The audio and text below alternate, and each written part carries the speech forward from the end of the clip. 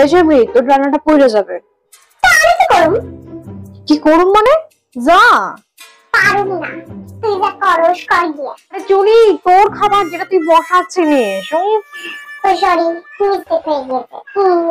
কুত্তার বাচ্চা।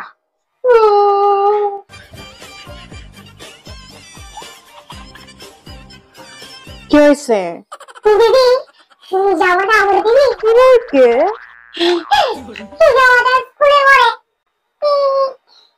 দূর হবে এখান থেকে। আমার জামা পরুম। কি শখ, তুই চাস কোথা কারটা। মা তো একা আমারই বলবে, আর তোমার তো তুলসী পাতা দিয়ে পূজা করবে। তুমি তো ধোয়া তুলসী পাতা।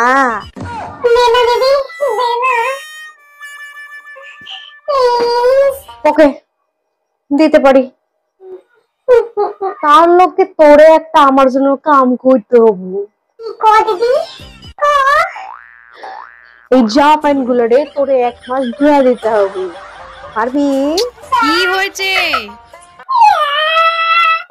কি হয়েছে সমস্যা? এত কান্নাকাটি কিসের?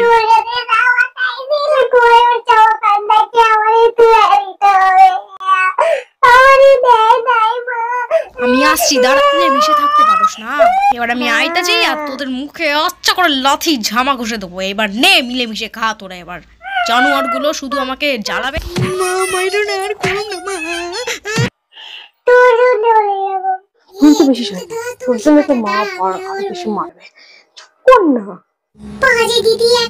কি খাবো তাই ভাবতাছি।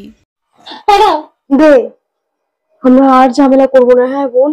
হ্যাঁ দিদি। মা আমার এক্সামের খাতা বেরিয়েছে। তাই নাকি? তুই একটা হাফেল করছস।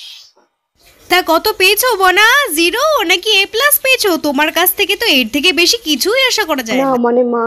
কি মা? আজকে ডাব্বা খেতে খাওয়া দাওয়া পুরো বন্ধ করে দেবো, তারপর বুঝতে পারবি কত ধানে কত চাল। 6টাতে ডি পাইছি।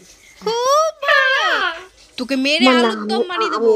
না না, আর ভালো বলে লাভ নেই। আজকে থেকে খাওয়া দাওয়া তোর বন্ধ। যা পাবি খা। জানি না কিসের জন্য, দিদির জন্য দরদ উঠতে পড়ছে নাকি? পড়তে বসার সময় দুজনের কারোর কথাই মনে থাকে না। এখন মারতে এসেছি বলে নাটক। কিচ্ছু খাওয়াবে না, যা। বোন, তুই বড় এত ভালোবাসিস।